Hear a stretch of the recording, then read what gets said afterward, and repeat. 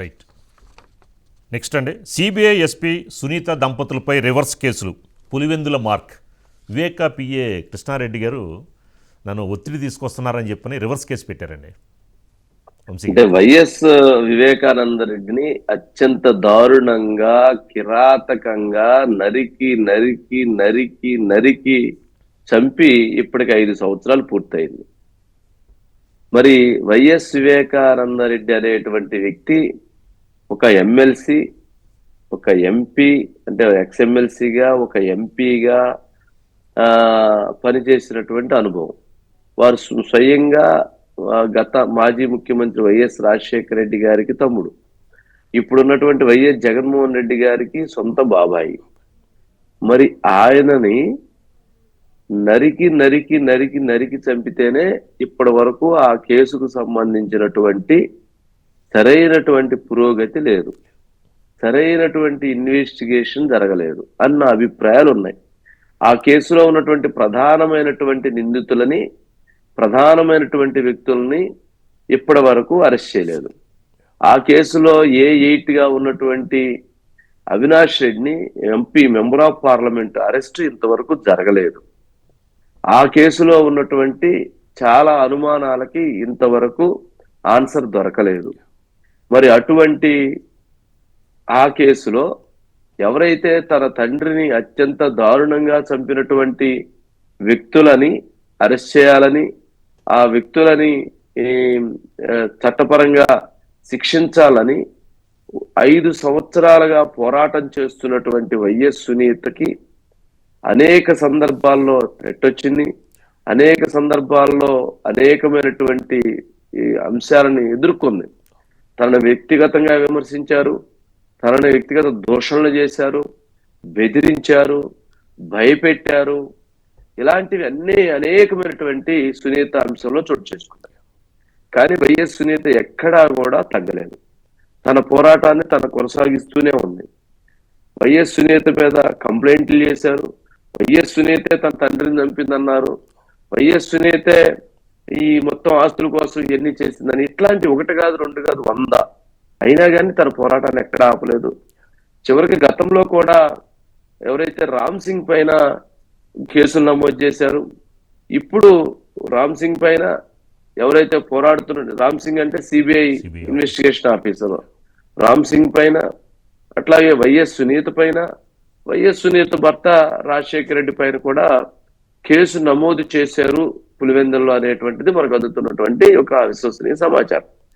దీనికి కంప్లైంట్ ఎవరు అంటే, ఎవరైతే కృష్ణారెడ్డి, వైఎస్ వివేకానంద రెడ్డి దగ్గర పిఏగా పనిచేసినటువంటి కృష్ణారెడ్డి, తాను తన ఆస్తులని రామ్ సింగ్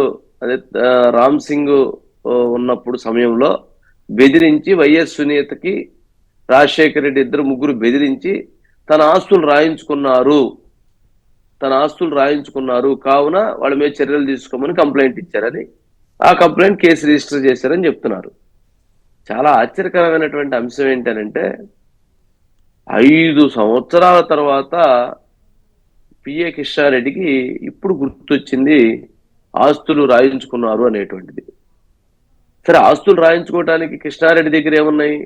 కృష్ణారెడ్డి ఇల్లు కట్టాడు, ఇల్లు డబ్బులు, ఇంత డబ్బులు పెట్టి ఇల్లు కట్టడానికి డబ్బులు ఎక్కడి నుంచి వచ్చినాయి అనేది ఆ రోజు ప్రశ్నించారు ప్రజలు. సరే, నేనేదో ఒక గవర్నమెంట్ చిన్న ఎంప్లాయీని, అందుకని నాకున్నటువంటి ఆస్తులతో నేను కొంత అప్పు చేసుకొని ఇల్లు కొనుక్కున్నాను అన్నాడు. మరి ఇల్లు కట్టుకున్నానన్నాడు. మరి అలాంటి కొద్దిగా అప్పులు చేసి ఇల్లు కట్టుకున్న వ్యక్తి ఆస్తులు వేల కోట్లు, వందల కోట్లు, కోట్ల రూపాయల ఆస్తులు మరి ఎట్లా వచ్చుంటే అతని పేరు మీదకి ఒక అంశం. సరే, ఏదైనా కానీ అసలు ఆ కేసులో కృష్ణారెడ్డి పాత్ర ఏంటి, పిఏ కృష్ణారెడ్డి పాత్ర ఏంటి అని అంటే, ఆ రోజు హత్య జరిగిన తర్వాత అక్కడికి వెళ్ళినటువంటి 3వ వ్యక్తి కృష్ణారెడ్డి అక్కడికి వెళ్ళిన తర్వాత మొత్తానికి ఆ రోజు మొత్తం ఆ రక్తం తుడిచినటువంటి అంశం కానీ, లేదా అతను వైఎస్ వివేకాకు సంబంధించినటువంటి గుడ్లు మార్చడం కానీ, లేదా వైఎస్ వివేకాకు సంబంధించి అదంతా హత్య కాదు, ఆయన ఏదో కాలు జారి పడ్డాడు, బాత్రూంలో పడ్డాడు అని, గుండెపోటుతో చనిపోయాడు, ఇలాంటి ఒక విష ప్రచారాన్ని చేయటంలో, విష సమాచారాన్ని బయటికి పంపించటంలో ఒక హత్యని అది ఒక అనుమానాస్పద స్థితిగా చిత్రీకరించడంలో కృష్ణారెడ్డి పాత్ర చాలా కీలకం. మరి అక్కడ అంత హత్య జరిగి అంత రక్తం పోయి అంత ఘాట్లు కనిపిస్తా ఉంటే అది గుండెపోటు అని చెప్పి ప్రచారం చేస్తుంటే ఎలా దాన్ని అబ్జెక్షన్ చేయడు? సరే, మొత్తానికి ఒక పోలీస్ కంప్లైంట్ కూడా అతనే ఇచ్చాడు. ఏమని? అనుమానాస్పద స్థితి మృతి అని. హత్యనిస్తారా, అనుమానాస్పద మృతి అనిస్తారా? ఇది మరి కృష్ణారెడ్డి ఆ రోజు అలా దాన్ని చేశారు. తర్వాత సునీతకి ఎప్పుడైతే డౌట్ వచ్చిందో సునీత మళ్ళీ కంప్లైంట్లు మార్చి అది హత్య అని చెప్పని సునీత ఇచ్చింది. మరి కృష్ణారెడ్డికి హత్యకను అనుమానాస్పద స్థితి మృతికి తేడా తెలవదా? అంటే అంత అమాయకుడా? అంటే ఇలాంటివి మనం చెప్పాలి అంటే వందుండయి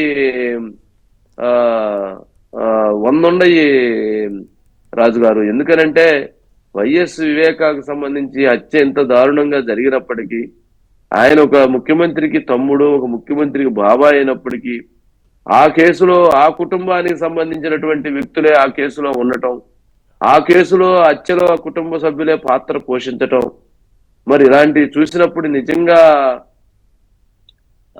రాజుగారు చాలా ఆశ్చర్యం కలుగుతుంది. సమాజంలో ఇలాంటివి కూడా జరుగుతాయా, ఇలాంటి సంఘటనలు కూడా ఉంటాయా, ఇలాంటి పరిణామాలు కూడా ఉంటాయా అనేటువంటిది చాలా ఆశ్చర్యం కలుగుతుంది. రాజకీయాల్లో వైఎస్ వివేక కేసు అనేటువంటిది ఆంధ్రప్రదేశ్ రాష్ట్ర రాజకీయాల్లో, ఉమ్మడి రాష్ట్రంలో అని ఇప్పుడు కానీ ఎప్పుడైనా కానీ తెలుగు రాజకీయాల్లో అత్యంత కీలకమైనటువంటి అంశంగా చూడాలి.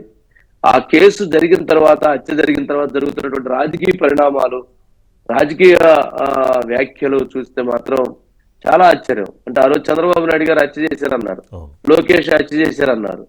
మరి ఏది అసలు ఇదంతా ఏమైంది? అసలు ఆ మాటలేంటి? ఇప్పుడు జరిగింది ఏంటి? ఇన్వెస్టిగేషన్ ఎక్కడ జరుగుతుంది? ఏమైపోయింది? ఆ కేసులు ఎక్కడ ఆగిపోయింది? ఆ కేసుకు సంబంధించి ఏంటి అనంటే ఎవరు దాని మీద మాట్లాడేటువంటి పరిస్థితి లేదు.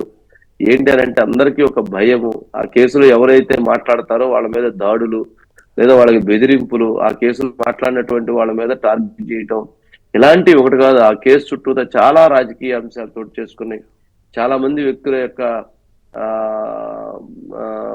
అంటే భయపెట్టడం అనేటువంటిది కూడా జరుగుతా ఉంది. సరే, ఇక్కడ దాని సందర్భంగా రామ్ సింగ్ మీద, సునీత మీద, రాజశేఖర్ మీద కేసు పెట్టడం అనేటువంటిది సర్వసాధారణ అంశం. మరి త్వరలో రామ్ సింగ్ ని, వైఎస్ సునీతని, రాజశేఖర్ రెడ్డిని అరెస్ట్ చేసి రఘురామకృష్ణరాజు గారికి ఇచ్చినట్టుగా, త్రిపులార్కి ఇచ్చినట్టుగా కోటింగ్ ఏమైనా ఇస్తారేమో, లేకపోతే అరెస్ట్ చేసి రిమాండ్ చేసి పంపిస్తారేమో, లేదా తర్వాత ఏం జరిగింది అనేటువంటిది చూడాలి. మరి చూద్దాం రాజుగారు ఏం జరిగింది అనేటువంటి అంశానికి సంబంధించి. సరే రాజుగారు, థ్యాంక్ యూ. దాని మీద మీరు మధుని వాళ్ళని తీసుకోండి లైవ్ లో. థ్యాంక్ యూ వంశీ గారు. దీని మీద మనకి యాక్చువల్గా మరి కృష్ణారెడ్డి గారి కేసు పెట్టడం వెనక మరి సునీత హస్బెండ్ రాజశేఖర్ రెడ్డిని, దీని మీద మరి వాళ్ళని పులివెందులో కూడా కేసు నమోదైంది. దీనిపైన మనకి మరింత సమాచారం మా మధు అందిస్తాడు. మధు. మొత్తానికైతే మనం చూడవచ్చు, వివేకానంద రెడ్డి హత్య జరగడం ఇప్పటికీ 5 years వరకు, ఆల్మోస్ట్ ఒక 5 years అవుతుంది.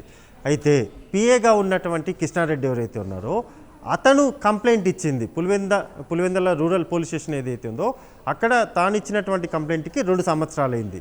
అంటే తనను బెదిరిస్తున్నారు. సునీత కావచ్చు, రాజశేఖర్ కావచ్చు, రామ్ సింగ్ కావచ్చు, వీళ్ళందరూ కూడా బెదిరిస్తున్నారు అంటూ కూడా గతంలో పిఏ కృష్ణారెడ్డి ఒక కంప్లైంట్ అయితే ఇచ్చారు. రైట్, తన పైన జరుగుతున్నటువంటి ఈ బెదిరింపు ధోరణి పైన కేసు నమోదు చేయాలి వీళ్ళ ముగ్గురి మీద అంటూ కూడా పిఏ కృష్ణారెడ్డి ఇన్ని సంవత్సరాలు బట్టి, అంటే 2 years పాటు చేసినటువంటి ఈ పోరాటం ఏదైతే ఉందో, ఇదే పోరాటం సేమ్ ఇలా ఏదైతే 2 years నుంచి కోర్టు ద్వారా కేసు నమోదు చేయించడానికి చేసినటువంటి ఈ పోరాటం ఏదైతే ఉందో అదే పోరాటాన్ని తానే అన్నీ అయి, సో వివేకానంద రెడ్డి చుట్టూ ఉన్నటువంటి ఈ పిఏ కృష్ణారెడ్డి ఎందుకని ఆయన కేసు విషయంలో న్యాయం జరగడం కోసమని చేయలేకపోయారు? సింపుల్ క్వశ్చన్, స్ట్రైట్గా క్వశ్చన్. నీ మీద జరుగుతున్నటువంటి ఏదైతే అలిగేషన్స్, అంటే మీరు చెప్తున్నటువంటి మొత్తం సునీత కావచ్చు, లేకపోతే రాజశేఖర్ కావచ్చు, లేకపోతే సిబిఐలో ఉన్నటువంటి రామ్ సింగ్ కావచ్చు, వీళ్ళందరూ ప్రెజర్ తీసుకొచ్చారు, మేము చెప్పినట్టు వినాలి అనేటటువంటి ఆ మాట ఏదైతే ఉందో, ఆ అలిగేషన్ ఏదైతే ఉందో, ఆ ఆరోపణ మీద చేసినటువంటి పోరాటాన్ని వివేకానంద రెడ్డి ఎవరైతే జీతం ఇచ్చి అన్నీ తానే టోటల్గా, ఇక కృష్ణారెడ్డి అంటే ఒక వివేకానంద రెడ్డి కృష్ణారెడ్డి అనే విధంగా ఉన్నటువంటి వాళ్ళిద్దరిలో ఒకరు చనిపోతే అదే పోరాటం ఎందుకని చేయలేదు అనేది ఇప్పుడు బయటికి రావాల్సినటువంటి విషయం. అండ్ మోర్, ఇది ఒక పాయింట్. అయితే సెకండ్ వన్, ఎవరినైతే తండ్రిని కోల్పోయినటువంటి సునీత ఉందో ఆ సునీతను ఇప్పుడు జైల్లో వేయాలా?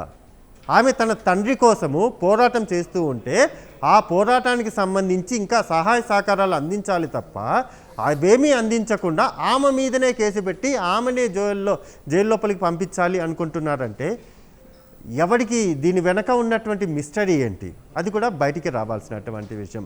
ఏది ఏమైనప్పటికీ కృష్ణారెడ్డి ఇచ్చినటువంటి కంప్లైంట్ ఆధారంగా కోర్టు ఆదేశాలు ఇచ్చింది. ఈ నేపథ్యంలోనే పులివెందల రూరల్ పోలీస్ స్టేషన్లో సునీత మీద, ఆమె భర్త అయినటువంటి రాజశేఖర్ మీద, సిబిఐ ఆఫీసర్ రామ్ సింగ్ మీద కూడా కేసు నమోదైంది. అంటే ఇక ఈ కేసు పక్కన పెట్టడానికి ఇంకొక కేసా, ఇంకొక కేసు కోసం ఇంకొక కేసా? అంటే ఒక చాలా క్లియర్గా కనబడుతుంది. వివేకానంద రెడ్డి కేసు ఒక వైపు ఉంది, మరోవైపు ఇప్పుడు తాజాగా సునీత మీద, రాజశేఖర్ మీద, సిబిఐ రామ్ సింగ్ మీద కేసు నమోదు అవ్వడం దేనికి సంకేతం? ఈమె పోరాటం చేస్తూ ఉంటే పోరాటం చేస్తున్నటువంటి వాళ్లకు ఆమె మీదనే కేసు పెట్టేంత వరకు సిచ్యువేషన్ వెళ్ళింది అంటే వెనక ఉన్నటువంటి శక్తి ఏంటి?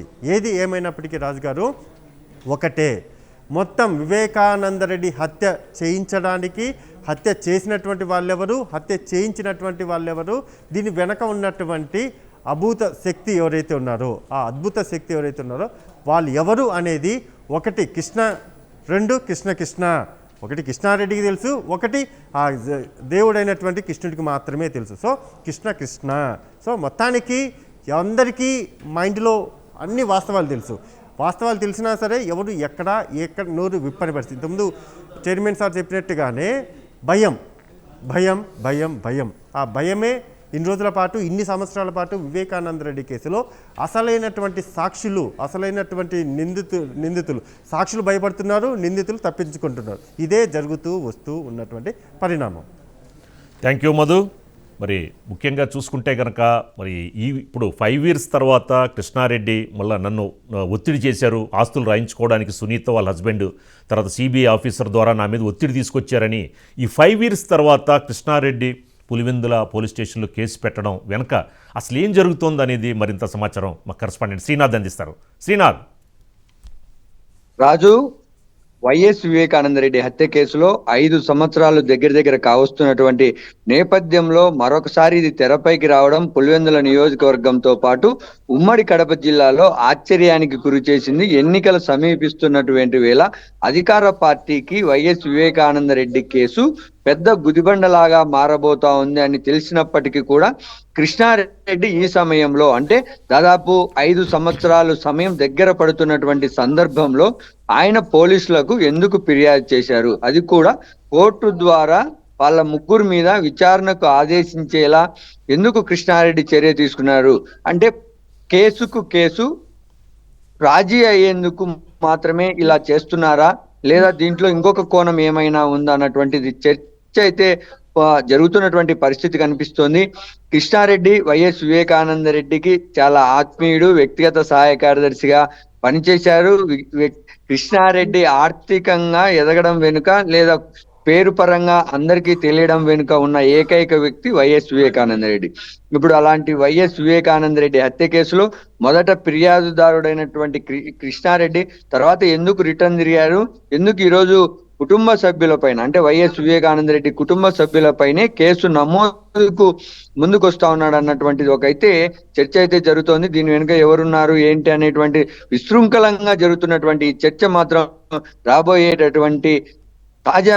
ఎన్నికల్లో మాత్రం అది ఒక హాట్ టాపిక్ గా మారే అవకాశం అయితే కనిపిస్తోంది. రాజు, థ్యాంక్ యూ శ్రీనాథ్.